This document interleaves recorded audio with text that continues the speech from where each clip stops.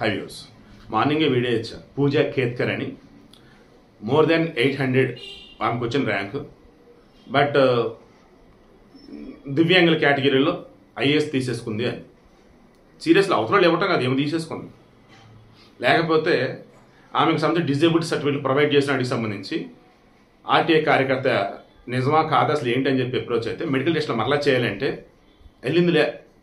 వాళ్ళ నాన్న దిలీప్ కేట్కర్ వచ్చేసి రిటైర్డ్ అడ్మినిస్ట్రేటివ్ ఆఫీసర్, వాళ్ళ అమ్మ మనోరమ. ఈ బ్యాచ్ మొత్తం ఒక రకం తేడా బ్యాచ్. ఎందుకంటే వీళ్ళకి 25 ఎకరాల పొలం రీసెంట్ కొన్నారు ఈ పూణే సమీపంలోని ఒక ఏరియాలో.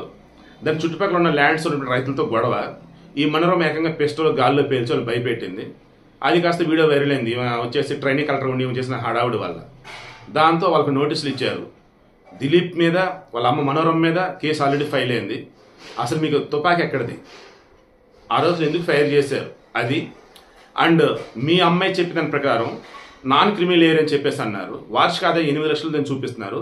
ఇక్కడ మీకు నెల వచ్చే జీతం ఇదంతా లెక్కేస్తేనే ఏకంగా 40 లక్షల పైన వస్తుంది. దెన్ అసలు అప్పుడు మీ అమ్మాయి చూస్తే ఎలా ఎలిజిబుల్ అయింది ఓబీసీ కేటగిరీ కింద. అండ్ దివ్యాంగురాలు అంటున్నారు, బట్ మీ అమ్మాయి చూస్తే అన్ని బాగానే ఉన్నట్టుగా ఉంటున్నాయి. సో మెడికల్ ఎగ్జామినేషన్ ఏదైతే చేస్తున్నారో దానిలో కూడా మీరు వాంటెడ్గా కావాలని కొంతమంది చేత డూప్లికేట్ రెడీ చేయించారని అంటున్నారు.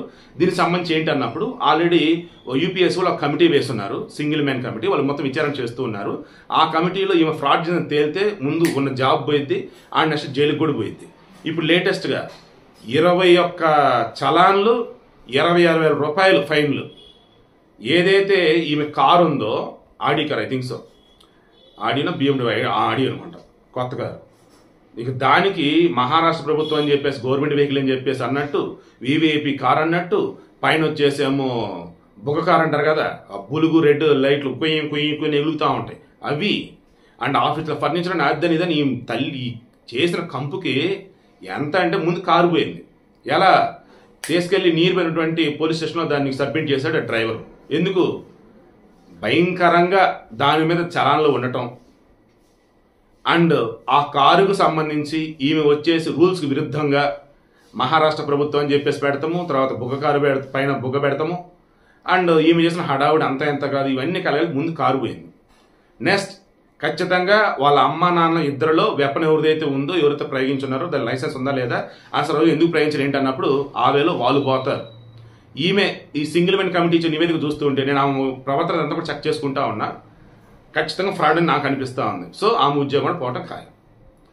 నిజంగా నార్త్ ఇండియాలో ప్రాపర్ వేలో మనం కనుక టెస్ట్ కనుక చేయగలిగితే వాళ్ళు మంచి ర్యాంక్ వచ్చినా లేదు మంచి జాబ్ వచ్చినా మన సౌత్ ఇండియా వాళ్ళతో ఒక చిన్నపాటి కమిటీ వేసి రీచెక్ అన్నట్టు మన చేత కనుక మన చేత ఇంటర్వ్యూ చేయించినా ఈజీగా దొరికిపోతారండి చాలామంది. నార్త్ ఇండియా వాళ్ళే గవర్నమెంట్లో ఉండటం అక్కడ, అండ్ అక్కడే ఇంటర్వ్యూలు ఉండటం, అక్కడే అన్నీ ఉండటంతో సాగిపోతుంది వాళ్ళదంతా. నేను మరలా చెప్తాను, చాలా పాజిటివ్గా మాట్లాడుతున్నా, కరెక్ట్గా మాట్లాడుతున్నా. మీరు బాగా అబ్జర్వ్ చేస్తే ఎక్కువ మంది ఐఏఎస్లు ఐపీఎస్లు నార్త్ ఇండియా వాళ్ళే ఉంటారు. వాళ్ళలో మరలా వాళ్ళ అయ్యా అమ్మ ఇద్దరు ఎవరొకళ్ళు ఐఏఎస్లు ఐపీఎస్లు ఉంటూ ఉంటారు. మన దగ్గర కానీ ఎస్సీలకు సంబంధించి రిజర్వేషన్లు ఇచ్చి పేదలు బాగుపడతారని చెప్పి రిజర్వేషన్లు ఇస్తే ఈ ఎస్సీస్లో కొంతమంది మంచి మంచి పొజిషన్స్లో ఉంటారు. ఆ తర్వాత మరలా ఎస్సీస్లో ఎవరు రిజర్వేషన్ పొంది మంచి మంచిగా పొజిషన్లో ఉన్నారంటే అమాయకులో పేదలో వీళ్ళు కాదు. ఎవరైతే ఆల్రెడీ మంచి మంచి పొజిషన్స్లో ఉండి రిజర్వేషన్ ఫలాలు పొంది ఉన్నారో మరలా వాళ్ళ పిల్లలే ఇంకా నార్మల్లో ఇంక ఎదిగేదిలో జాబులు వచ్చేది లేదు. ఇలా అయిపోతుంది. నార్త్ ఇండియా సిచ్యువేషన్ అలాగే ఉంది. అక్కడ వచ్చేసి ఓవరాల్గా అంతా అన్నట్టు.